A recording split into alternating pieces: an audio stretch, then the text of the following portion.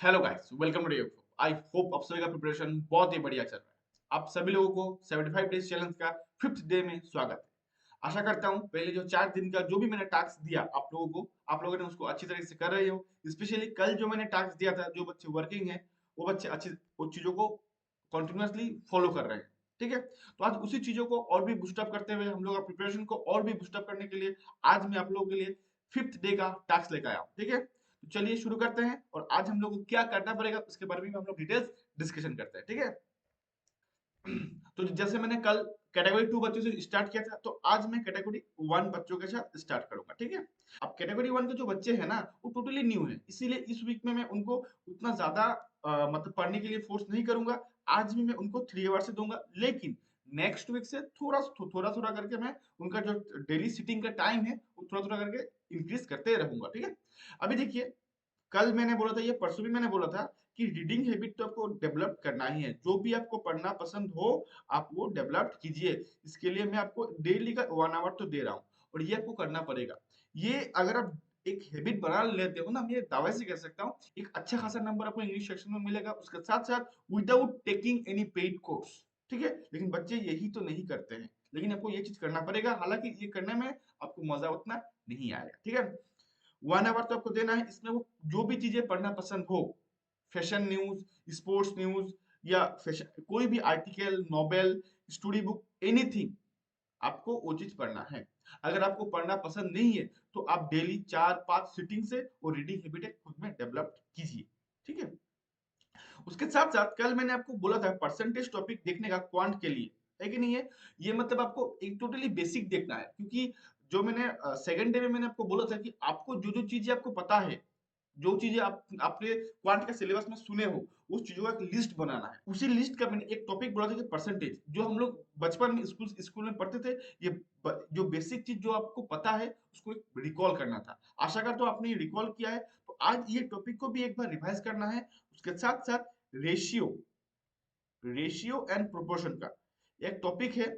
ये टॉपिक को आपको इसी तरीके से बेसिक देखना है और रिकॉल करना है कि आपको इस बारे में क्या क्या जानकारी है, क्या क्या भूल चुके हो, रेशियो कितना टाइप्स का होता है, वेराइटीज टाइप जो जो चीजें हैं वो चीजें को देख के खुद को एक बार रिकॉल करना है। और इसके लिए भी आपको मैं आज भी आपको 1 आवर ही दूंगा। ठीक है, 1 आवर नहीं 1 आवर दूंगा। ठीक है, उसके बाद आता है रीजनिंग। देखिए, रीजनिंग में जैसे मैंने आपको बोला है कि आपको डायरेक्शन रिलेटेड जो भी क्वेश्चंस हो वो क्वेश्चन को इनिशियली आपको देखना है, क्योंकि ये जो चीजें हैं, आप सिटिंग अरेंजमेंट बोलिए, पजल बोलिए, उसके साथ साथ कुछ कुछ मैक्सिमम मिसलेनियस टॉपिक में ये डायरेक्शन का जो खेल होगा ना वो बहुत ज्यादा इंपॉर्टेंट होगा। इसके लिए मैंने आपको फर्स्ट अल्फा सीरीज बोला था। ठीक है, तो आज आज भी आपको अल्फा सीरीज आपको ट्राई करना है। उसके साथ साथ आपको न्यूमेरिक सीरीज भी आपको ट्राई करना पड़ेगा। दोनों सेम होता है, अल्फा सीरीज में सिर्फ अल्फाबेटिक्स होता है, न्यूमेरिक सीरीज में क्या होगा, सिर्फ न्यूमेरिक होगा। ठीक है, तो इसका अगर पॉसिबल हो दोनों का ही जितना आपको सेट आता है, ऐसा नहीं बोलूंगा कि आपको 2 सेट 3 सेट 4 सेट करना है, नो।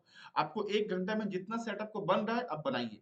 सेट बनाने से ज्यादा इस चीज पे फोकस कीजिए कि वो चीजें समझ में आना चाहिए, कॉन्सेप्ट को समझना चाहिए। और इसमें एक बहुत ज्यादा एडवांटेज क्या है, अल्फा न्यूमेरिक बोलिए, अल्फा न्यूमेरिक सीरीज बोलिए या न्यूमेरिक सीरीज बोलिए, जो भी सीरीज है बोलिए, उसमें क्या होगा ना कि एक बार आप अगर चीजों को समझ लेते हो उसमें प्रॉब्लम नहीं होगा। मेन चीज क्या होता है इसमें कि आप कितना जल्दी चीजों को बना पाते हो। अभी तो आप न्यू हो इसलिए आपको थोड़ा टाइम लग सकता है, लेकिन अपकमिंग डेज में ये स्लोली स्लोली स्पीड आपका बढ़ जाएगा। तो आज के दिन का भी टास्क आपका यही रहेगा और इसी हिसाब से आपका आज का काम को कंप्लीट करना है।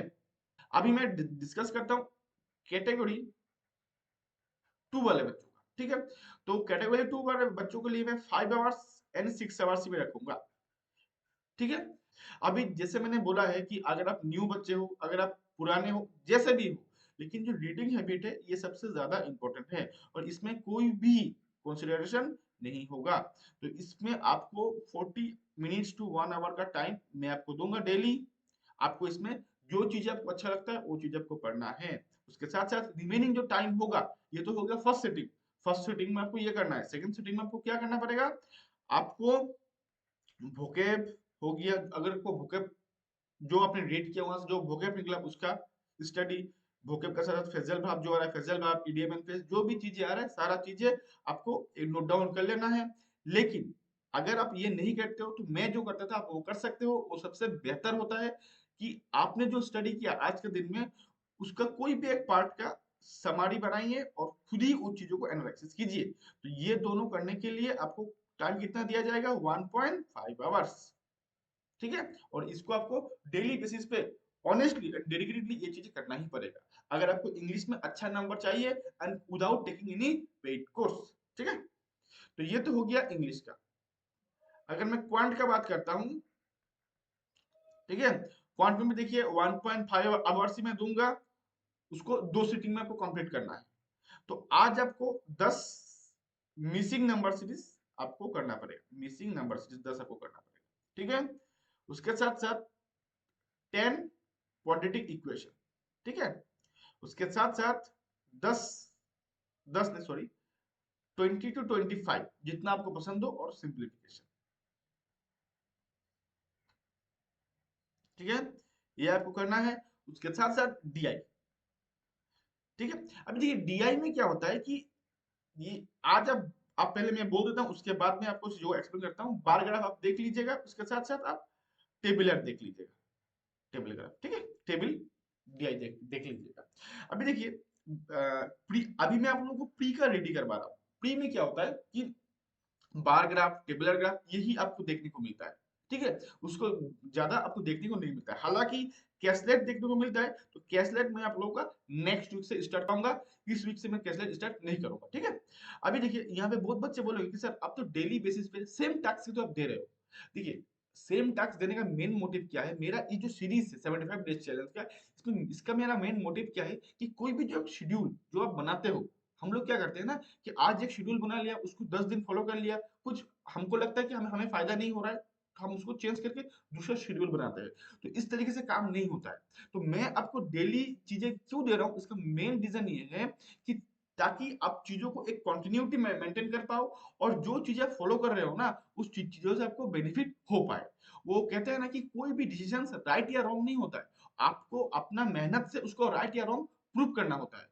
ठीक है, तो अगर आप ये जो मैं दे रहा हूँ उसको डेडिकेटली फॉलो करते हो, तो उसमें आपको डेफिनेटली बेनिफिट मिलेगा। अगर उसको आप ब्रेक डाउन कर देते हो, तो आपको तो कुछ दिन बाद आपको क्या मिलेगा, इसमें फायदा नहीं होगा। देन आप क्या बोलोगे, सर आपका तो शेड्यूल अच्छा नहीं था। लेकिन अगर आप डेडिकेटली फॉलो करोगे, ये मैं 100% दावा से कह सकता हूँ कि आपका इससे बेनिफिट जरूर मिलेगा। ठीक है, ये तो हो गया फर्स्ट सेटिंग का काम।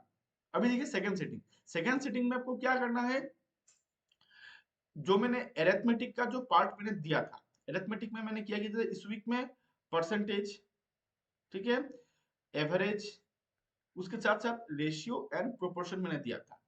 आपको क्या करना है, आज ये तीनों टॉपिक आपने तो कर लिया है, ये तीनों टॉपिक से आपको क्वेश्चंस को सॉल्व करना है। इससे 5 से 10 क्वेश्चन, एवरेज से भी 5 से 10 क्वेश्चन, और रेशियो एंड प्रोपोर्शन से 10 क्वेश्चन आपको सॉल्व करना है। ठीक है, मॉडरेट लेवल का जो पीओ का पीडी में भी देखने को मिलता है, क्लर्क का पीडी में भी देखने को मिलता है। अभी इसके कंटेंट कहां से लाऊं, मैंने बोला ही है, अगर आपने लास्ट ईयर मॉक लिए हो, उस मॉक को आपको क्या करना है, सबमिट करना है। एंड वो सबमिट करने के बाद जो भी क्वेश्चन आएगा, वो क्वेश्चन को सॉल्व कीजिए। परसेंटेज का क्वेश्चन आ रहा है तो परसेंटेज का क्वेश्चन सॉल्व कीजिए, एवरेज कर रहा है तो एवरेज का कीजिए, रेशियो एंड प्रोपोर्शन कर रहा है तो रेशियो एंड प्रोपोर्शन का सॉल्व कीजिए। इस तरीके से आपको आज का क्वांट में 1.5 आवर्स आपको देना है। ठीक है, आई थिंक ये भी आप लोगों को समझ में आ गया। अगर आ गया तो हमने अभी हम लोग क्या डिस्कस करेंगे, रीजनिंग। ठीक है,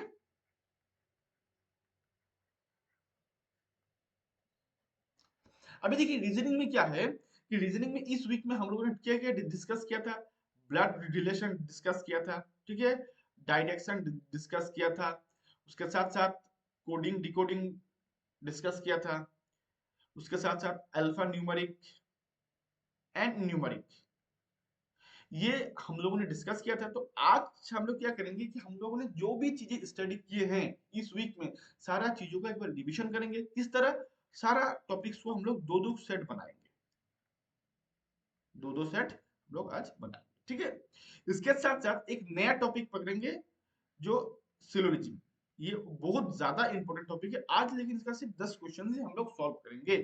ठीक है, और ये सारा करने के लिए आज तो टॉपिक भी ज्यादा है, तो आपको मैं आज 50 मिनट्स टू 1 आवर में आपको दूंगा। ठीक है, और ये जो टाइम है, इस टाइम पीरियड में आपको ये सारा चीजें करना पड़ेगा। ठीक है, तो ये हो गया आपका फर्स्ट सिटिंग। फर्स्ट सिटिंग आज थोड़ा सा आपको लंबा हो सकता है, लेकिन इसको आपको कंप्लीट करना है। ठीक है, तो करके अभी आपको सेकंड सिटिंग के लिए आगे बढ़ना पड़ेगा। अभी सेकंड सिटिंग में क्या है, पजल एंड सिटिंग अरेंजमेंट। तो आज के दिन के लिए मैं आपको सिंपल बोलूंगा, 3 टॉपिक में दे रहा हूं, circle, linear pair and square. Again setting में आपको 30 मिनट टू 40 मिनट आपको टाइम मिलेगा। जो भी आपका टाइम बचता है आपको यहाँ पे क्या करना पड़ेगा, तो मैं 3 टॉपिक दिया हूँ, 3 टॉपिक में से एक टॉपिक को आपको पजल बनाना है। एक टॉपिक का आपको पजल बनाना है। मान लीजिए आप स्क्वायर का पजल बना लिए हो, या सर्कुलर का पजल बना लिए हो, या लिनियर पेयर का पजल बनाए हो, ये आपका मर्जी। लेकिन 3 टॉपिक में से कोई भी एक टॉपिक का आपको पजल बनाना है, और इसका 3 सेट, ठीक है। और बाकी दो जो है उनका कुछ सिंपल सिटिंग अरेंजमेंट करना है, और कुछ भी नहीं करना है, simple sitting arrangement. North facing कीजिए या नॉर्थ एंड साउथ फेसिंग कीजिए, जैसा भी आपको अच्छा लगे आपको उसको ठीक तरीके से करना पड़ेगा, ठीक है। एंड बाकी जो 2 टॉपिक होगा उसको 2-2 सेट सिर्फ सिटिंग अरेंजमेंट। लेकिन जो जो भी टॉपिक का आप पजल बनाओगे उस टॉपिक का आपको क्या करना पड़ेगा, 3 सेट आपको बनाना पड़ेगा। और इसके लिए मैं 30 टू 40 मिनट आपको टाइम दिया हूं, ठीक है। ये तो हो गया रीजनिंग का, आई थिंक ये क्लियर हो गया। मैंने अभी तक आप लोगों को इंग्लिश का, क्वांट का एंड रीजनिंग का, तीनों का ही इंडिविजुअल जो आज के दिन में आपको करना क्या पड़ेगा उसके बारे में टास्क मैंने बता दिया है। अभी आपको क्या करना पड़ेगा, जो रिमेनिंग 1.5 आवर्स है इसमें क्या करना पड़ेगा, क्वांट हो या रीजनिंग हो या इंग्लिश हो, ये तीनों को 30 मिनट्स ईच देना है, ठीक है। लेकिन अभी देखिए आज हम लोगों ने क्या किया, मैक्सिमम चीज हम लोगों ने रिवीजन किया। जबकि हम लोग रिवीजन कर रहे हैं, तो अभी का जो 30 मिनट्स इस सेक्शन का टाइम है, इसमें फिर से अगर मैं रिवीजन करता हूँ तो मजा नहीं आएगा। तो हमें क्या करना पड़ेगा कि इसमें हम लोग आज सिर्फ क्विजेस देंगे, ठीक है। आपको जो भी वेबसाइट के क्विजेस पसंद हो, आप उस वेबसाइट के क्विजेस आप दे सकते हो। इसमें कोई मैंडेटरी नहीं है कि आपको इसी वेबसाइट का देना पड़ेगा। अगर पॉसिबल हो तो 1 से 2, अगर एक, अगर minimum 1 maximum 2, minimum 1 maximum 2, minimum 1 maximum 2 आप ये दे सकते हो। लेकिन सबसे इंपॉर्टेंट चीज है, क्विजेस देना बड़ा बात नहीं है, क्विजेस को एनालिसिस करना बड़ा बात है, ठीक है। जब तक आप उसको एनालिसिस नहीं करोगे तो इससे आप सीखोगे नहीं। तो जो भी आपको क्विजेस आप दे रहे हो, एक दीजिए या 2 दीजिए, लेकिन उसको प्रॉपर तरीके से एनालिसिस कीजिए। ये क्वांट के लिए हो, रीजनिंग के लिए हो या इंग्लिश के लिए हो, जो भी हो, लेकिन आपको एनालिसिस करना पड़ेगा, ठीक है। तो ये था आज का आपका टू डू लिस्ट जो कैटेगरी 2 बच्चों के लिए है, ठीक है। तो आशा करता हूँ जो मैंने कैटेगरी 1 बच्चों के लिए बोला है वो भी आप लोगों को पसंद आया होगा। हालांकि उनका मैं इस वीक में थोड़ा टाइम कमती दे रहा हूँ, ताकि वो बच्चे जो कुछ सिलेबस है उससे थोड़ा सा मतलब रूबरू हो पाए, सिलेबस को थोड़ा सा समझ पाए, अंडरस्टैंड कर पाए, इसलिए उनको थोड़ा टाइम कम दे रहा हूँ। एंड जो बच्चे कैटेगरी 2 में आते हैं उन बच्चों के लिए मैं क्या कर रहा हूँ कि थोड़ा सा 6 आवर्स का थोड़ा सा आपको टाइमिंग दे रहा हूँ, और आपका टू डू लिस्ट आपको उस हिसाब से बना के दे रहा हूँ, ठीक है। अगर आप ये 75 डेज का जो चैलेंज है, ये अगर कंटिन्यू अगर फॉलो करते हो तो इसमें आपको डेफिनेटली खुद में एक चेंज आएगा ही आएगा। 76वां दिन में आप खुद फॉलो कीजिएगा, लेकिन इसके लिए आपको विदाउट एनी एक्सक्यूजेस चीजों को कंटिन्यू फॉलो करना पड़ेगा, ठीक है। तो आशा करता हूँ आज का जो ये टू डू लिस्ट था, जो टास्क था, आप लोग को पसंद आया और आप लोग ये डेडिकेटली करोगे भी, ठीक है। तो आज के सेशन को यहीं पे समाप्त करता हूँ। कल फिर से मैं दूसरा टू डू लिस्ट लेके आ जाऊंगा आप लोगों के साथ। तो till then goodbye, thank you.